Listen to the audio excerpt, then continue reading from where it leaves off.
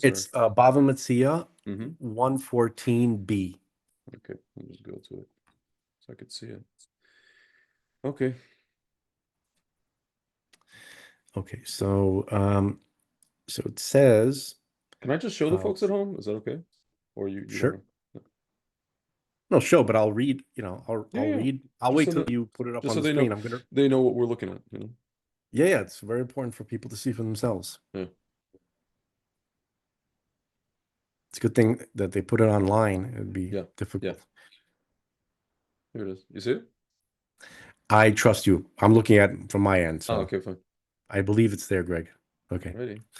All right. So it says, Omar Lay, right, said to him, Lav Kohen Humar, is not the master a priest?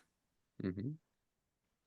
This is a rabbi who's speaking to, the context here is a rabbi who's speaking to Elijah the prophet.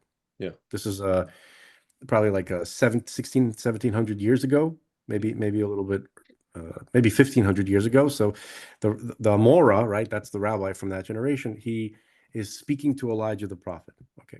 Yeah. And he's asking Elijah the prophet, isn't the master a priest, a Kohen, right, from the tribe of Levi, a descendant of Aaron, Yeah. right? So he says, my ta'ama ko'e mar bevet hakvorot. So why are you standing in a cemetery? Because for those who might not know, the priests are not allowed to be anywhere near cemeteries because there's a type of ritual energy Yeah. that would prohibit a priest from doing their work Yeah. by proximity to a dead body. Okay, so that's why he's asking him the question. So basically, Elijah said to him, "Has the rabbi not studied the Mishnaic order of Teharot, as it is taught in a Baraita?" That's another section of the Talmud, right? That says that Rabbi Shimon Bar Yochai says that the graves, and here's how it's translated: the graves of Gentiles do not render one impure. So the word that they use here in Hebrew is nachrim. So see, there really is no translation for the Torah or really for the Talmud, because the word nachrim is a very general, vague word, which primarily means foreigner. Yeah. It doesn't refer to Gentiles carte blanche. It doesn't say just, oh, it's just Gentiles. Okay. First of all, Gentiles is a little bit more specific a word. Nachrim just means foreigners.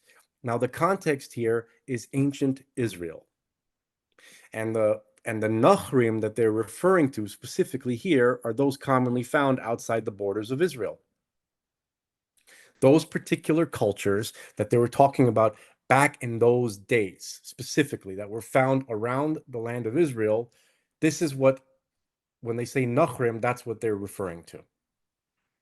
Okay, that's very, very important, as you'll see going forward. Okay, so we'll continue. So it said, Rabbi Shimon Bar Yochai said that the graves of Nachrim, those particular people that lived outside the borders of the land of Israel in 2,000 years ago and back, right, do not render one impure, do not render a priest impure, or even a regular person impure, because it says, so Rabbi Shimon brings a quote, a verse from the Hebrew scripture from Ezekiel chapter 34, verse 31. And part of that quote is, and this is God speaking to Ezekiel, and you, speaking, to the nation of Israel. He says, "And you, my sheep, the sheep of my pasture," and here's how it's translated into English: "Are man." That is wrong, wrong, wrong. Okay, so it doesn't say you are man. God is calling the Israelites Adam. He used this word Adam. Okay, it is not correct to translate Adam as man. You know why, folks? Because there are 4 words in the Hebrew scripture that when you look at the translation into English, they're all translated as man, but in Hebrew, there are 4 different words. And these are the words. So it says, in different contexts, the Torah utilizes 4 different Hebrew words for the word man, which in English we only have 1 word, man, right? But the Torah has enosh, gever, ish, and adam. Okay, all 4 of those words are translated as man. They all refer to human beings. Okay, so again, enosh, gever, ish, and adam, 4 terms that all refer to human beings. So you might ask yourself, well, why are there 4 different words for, referring to the same being, right? The human being. Well, because each one of these words refers to a state of consciousness, a state of maturity that particular person finds themselves in at that particular in any particular time. Let me explain a little bit more. So basically, it has to do with the actions of a person. So if a person, let's say, is at a entry level point in their in the development of their intellectual and spiritual maturity, they're referred to as ish. Okay, and this refers to every human being. All right, and then there's the term gever. Gever is very often a term that's referred to like young men who they're strong, right? They have brawn, but they're not exactly, they haven't learned tactfulness. They haven't exactly mastered skills yet. Frank, They're Frank, like, in Frank, in Israel, the term gever is used for people, like sometimes ladies say, they ask them like, what are you looking for in a man? I'm looking for a gever, like one of these gevers, like this Sephardi kind of macho yeah, kind of guy. yeah, I know that. But in Torah language, right? In Torah Yeah, language and in the yeah. Gemara, so the term gever, and in the Siddur, in the prayer book also, right? It's referred to, it's referring to a young man who is technically an adult. He's strong, right? He's at the peak of his physical ability, but he's not.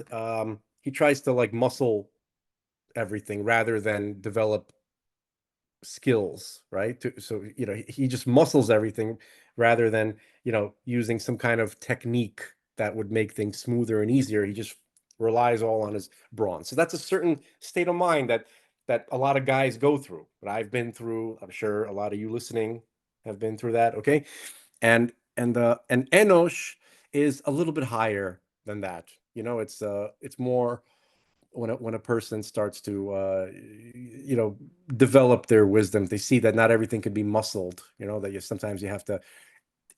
And then Adam refers to a person who has essentially, there's different levels of mastery, but they've mastered their intellect. They've essentially controlled their emotions. They've mastered their intellect, and their actions are a reflection of that. They act.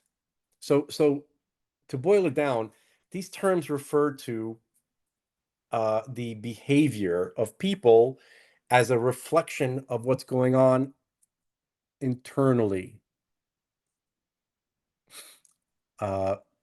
as they, depending on what level of maturity they find themselves. Okay, so just to give you a little bit more context, there's an article here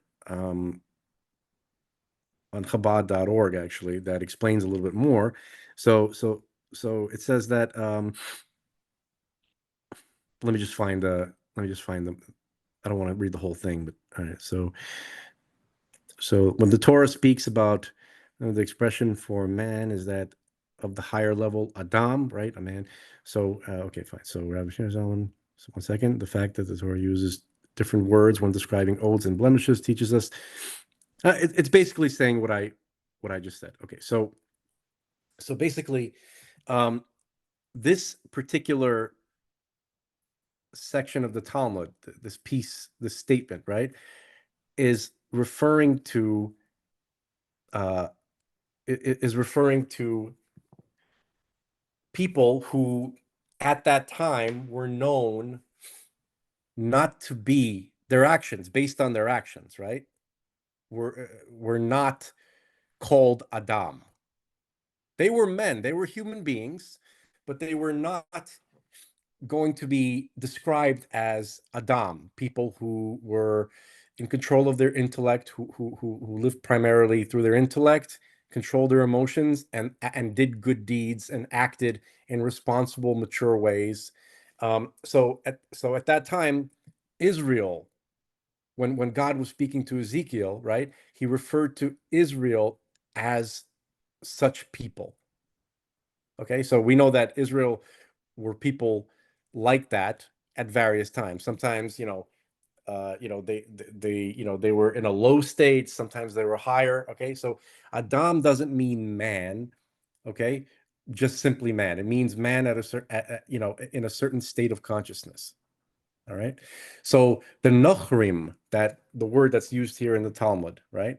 The Nachrim, it doesn't mean that they're not human beings. The word Nachri or Nachrim just means foreigners, and it's known that at that time, the people who surrounded the land of Israel were not people who could be referred to as as having a mature state of consciousness, aka man. Frank, Okay? So when you say that, we have to kind of a little bit unpack it, meaning these were people who were involved in idol worship. I was just gonna get into that, Greg. Just Sorry, it's okay. sorry. Right.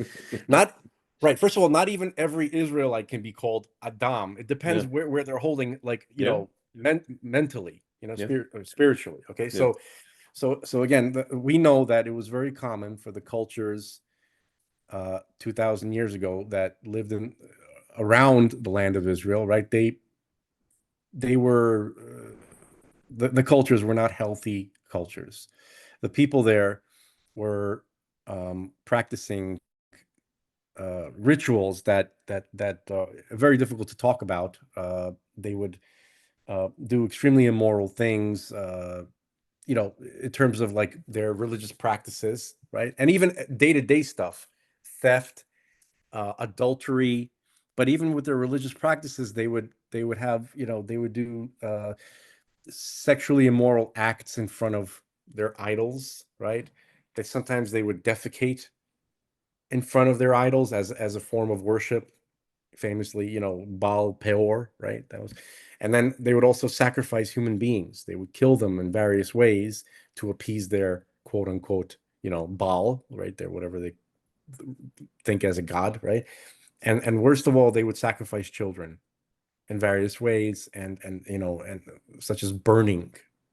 Okay, so God, the Torah is not going to refer to people who practice such things as Adam. They are human beings, but they're not going to be referred to as Adam. They're not going to be described with the word Adam, which represents a human being at the state of consciousness, of spiritual maturity, where they don't do things like what, like worship idols and do all these kind of horrible things. Okay, it doesn't mean that the Torah or God is referring to these people as non-humans. They're still human beings, and so that's the main issue here. The slanderous claim, this quote from this website that we've been looking at. It says here, it says here, the Jews are the Jews are called. This is a quote. They actually put this in quotes. The Jews are called human beings, but non-Jews are not humans. They are beasts. First of all, that wording doesn't even exist. That's not a translation of everything. I just read to you the actual the actual section, and it looks nothing like that. And they completely added "they are beasts." That's just somebody. They just added that, folks. these kind of slanderous claims, they're expecting you not to even look it up. They just expect you to accept, oh, look at the translation, and you just accept it. You don't Well, even check it. You don't open the book and Fr read it. Frank, to a lot of people's credit, the people who would probably be reading these things, they wouldn't even know where to look. What do you think they know about Well, Safari? no, They know about this, they know about that. okay, look, first of all, people know I'm not going to give them as much credit as you do, Greg. I'll tell you why. Because because here, even on this slanderous website, right? They suppose, the Yeah, supposed quote that they're translating, they put yeah, the reference. Bava Metzia, that's the name yeah, of the book, yeah, right? The spelling's right there, it's in English. yeah, Page 114 on the B side. Okay. yeah. So people could just literally copy and paste that, stick it Yeah. into the browser, and then they could start sifting through if they wanted to. So what you're saying might have been true hundreds of years ago, but when The you only thing I will say, Frank, is that even if they look at something like this, you and I, we have some sort of Torah background. We have some sort of, let's say Jewish history, Jewish context background. yeah, Without, even if you read this, you see this translation that I'm reading of all this. Even if yeah. you read this, you don't know half of what's going on over here. Techarot, All this right. and So that, everything, man is in quotes. The English. We're talking about the English. The Hebrew, they're not for sure, or the Aramaic, they're for sure not going to be able to understand what they're reading, unless they really, really well, want to. Unless they really, go into, the Jastrow Talmudic dictionary and go sift I'll through all tell them that. what I'll tell them what I would expect from myself, right? Okay. If the shoe were on the other foot, is that right? Yes. If the Yeah. tables were turned or whatever. Yes. I Yes. didn't say that the first one was wrong. The shoe on the I don't know what No, that is. shoe on the foot. But Yeah. okay. So if I was reading the Christian gospel, for instance, right? And I came across a passage which greatly troubled me, which I Hmm. felt what was like very hurtful or insulting or you know, like what's going on here? This doesn't sound good, right? So here's what I would do. Yeah. I would go to a Christian minister, a Catholic priest, somebody uh, who deals with these passages all the time, and I would ask them what it meant. And also, I naturally understand that when you go to several people and ask them the same question, you might hear different answers or similar answers with slight variations, right? Yeah. So that's something that you can expect from human beings, regardless of where they come from, because we know that humans aren't perfect and everybody has their own, you know, they add their own subjective. Something just fell down the stairs. They add their own subjective view on anything like this, right? But luckily, with the Talmud, we have the transmitted tradition as to what the meaning of something is. So we don't have to, there's very little ad lib. There's very little interpretation. We have the meaning.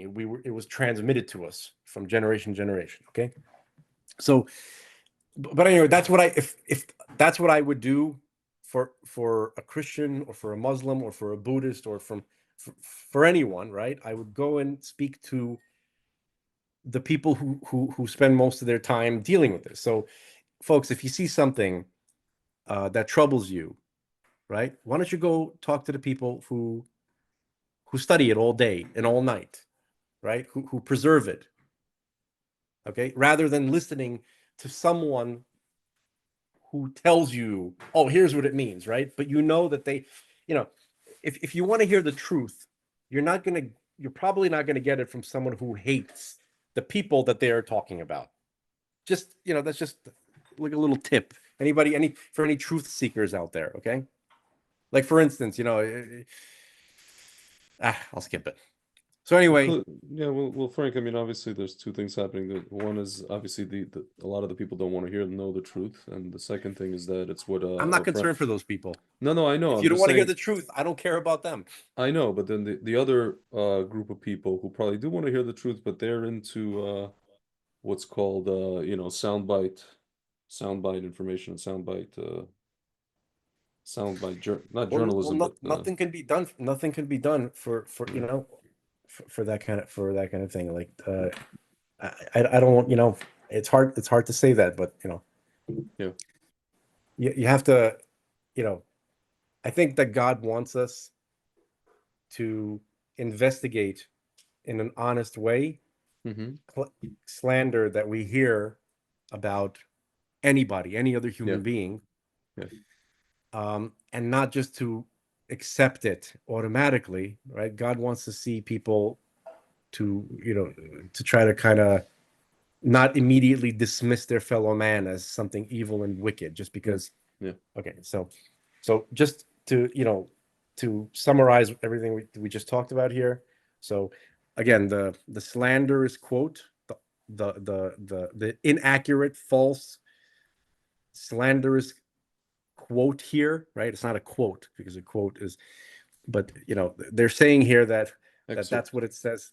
It says the Jews are called human beings, but the non-Jews are not human; they are beasts. So that wording is not found at all in that section that they're quoting, and when you look at it, you'll see that it's referring to a verse in Ezekiel where God is referring to Israel as Adam. Yeah. It's translated in English as man, but as we said, there are Yeah. four different words for man, for human Yeah. being, and each one of them represents a certain state of consciousness. And and at that time, in ancient times, the people who are referred to in the Talmudic passage as Nachrim, which just Yeah. means foreigners, Yeah. were not referred to by God as Adam, because Adam means like, Yeah. spiritually enlightened, mature, spiritually mature person, which the surrounding cultures of that time Yeah. were not. And if you read your Bible, you'd know this is not a Yeah. controversial claim. Frank, you know what I liken this to? I liken this to just anytime anybody just with linguistics or languages, anytime anybody, you know, you ever watch, you and I speak Russian, right? So you ever watch a movie and you see basically what sometimes in the subtitles, let's say it's a movie in Russian, or it's a movie that has a person that speaks Russian for a little bit, and then in the subtitles, you see the subtitles and you're just like, wait a minute, that's not that, you know?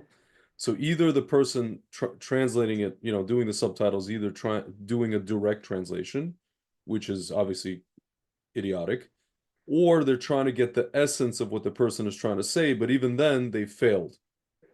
Because why? Because they don't know the cultural and or historical context of the word or the phrase that the person said in the scene. Yeah. If you don't Bogus know, translation. Yeah. yeah, I'm saying if you don't know history, if you don't know context, if you don't know place, if you don't know who wrote what, if you don't even know the language, the original language of what you're regurgitating, you don't know. And when you don't know, it's like my partner used to say, if you don't know, don't say. That's it. Exactly. So if Exactly. they are saying, that means that they want to hurt, want to They harm. want to hurt. They Yeah, want to mislead. They want to yeah, hurt. They want to cause yeah. strife and hatred and confusion and It's kind chaos. of like Frank, like I'll say it all like this, even in the Arab world, right? There's like umpteenth of Arabic dialects. There is Palestinian Arabic, there's Egyptian Arabic, there's people who speak Arabic in Morocco, and you know, and people are like, well, I speak Arabic. And there's contexts, historical and cultural context for all those dialects of Arabic.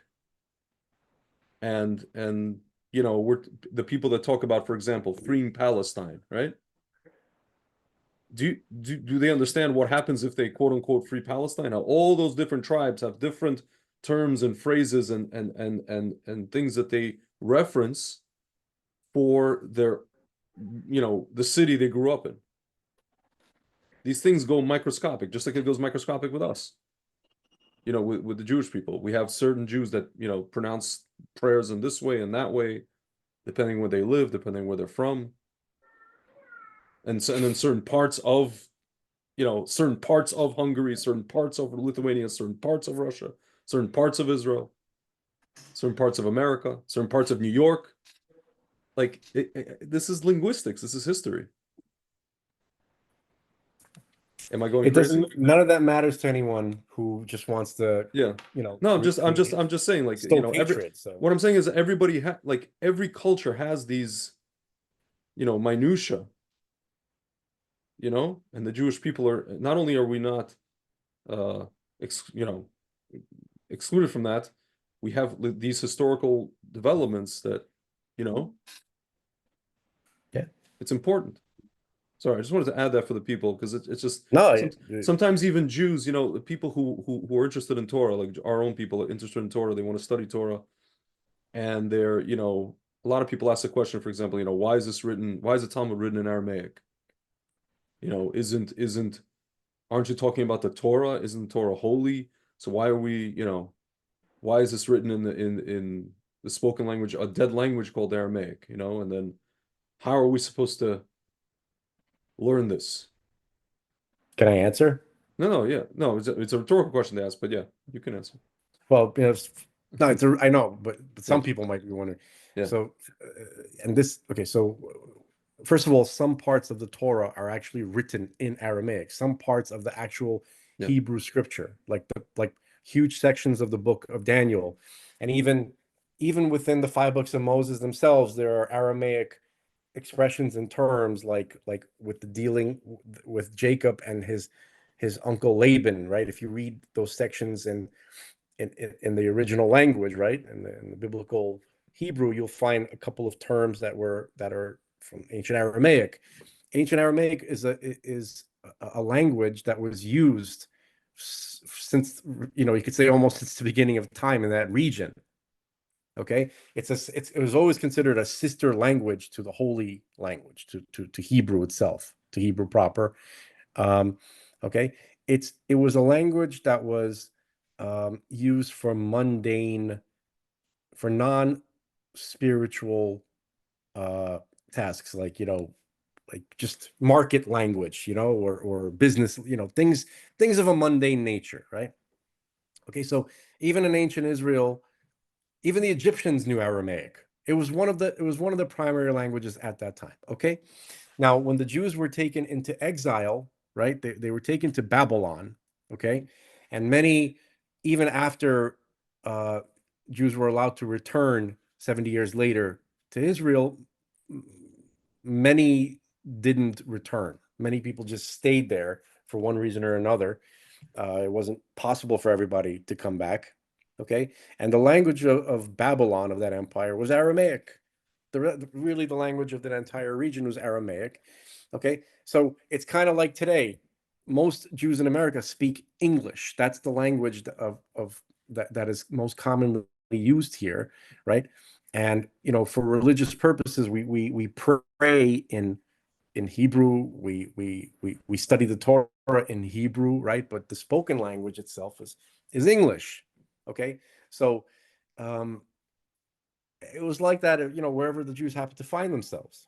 Okay, so that's why the Talmud was written in Aramaic, because at the time when the Talmud was compiled, everybody everybody's common language was Aramaic, and they wanted people to understand what the Talmud was saying, so they wrote it in a language that most people could understand. It's not that simple. And interestingly, what you said about dialects, right, and how and cultural changes over time, right, like the wordings, that's why we have commentary, okay? Because people from one generation are using a term, they're using a word, the same word. For instance, we mentioned the word gever, right? In modern Israel, gever means a meathead, you know, yeah, a yeah, big, strong, good-looking stud that, you know, that women, that, you know, whatever, some women want as a partner, right?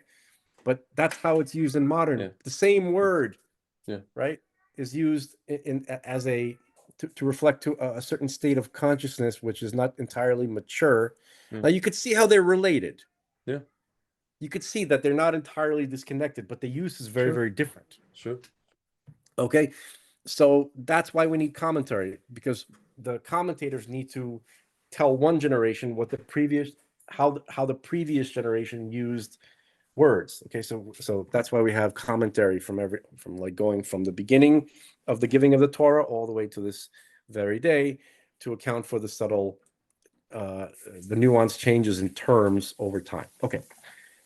Um, another thing I just wanted to say, I try to include this whenever we talk about the Talmud. I want to explain to you that what the Talmud is. The Talmud is the oral tradition. Oral, spoken. So you say, well, how's it spoken? We have volumes of it written down. Folks, the oral tradition is not written down. Greg, you still with us? Folks, I think we lost Sir, Greg. I'm listening. The animal has to be let out of the house, not me. All right. So But I'm listening. I'll say it quickly. So the oral tradition is not written down. If the whole thing was written down, I don't know where we could store, such an encyclopedic. Your house wouldn't be big enough. The Hermitage Museum, the Louvre wouldn't be big enough to store the oral tradition. So it's it's more like the following.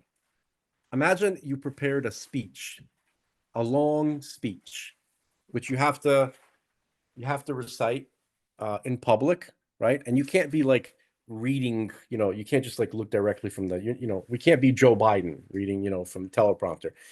You have to be able to recite the speech. Sometimes you have to even maybe, change words on the fly, right, to find a more appropriate word.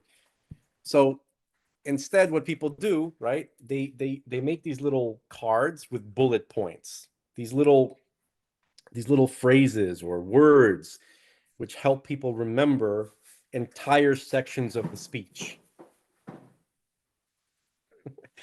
And I don't know if you heard all that banging back Is there, that but cats? okay, Also your cats? kind of. It's Oh, my wife.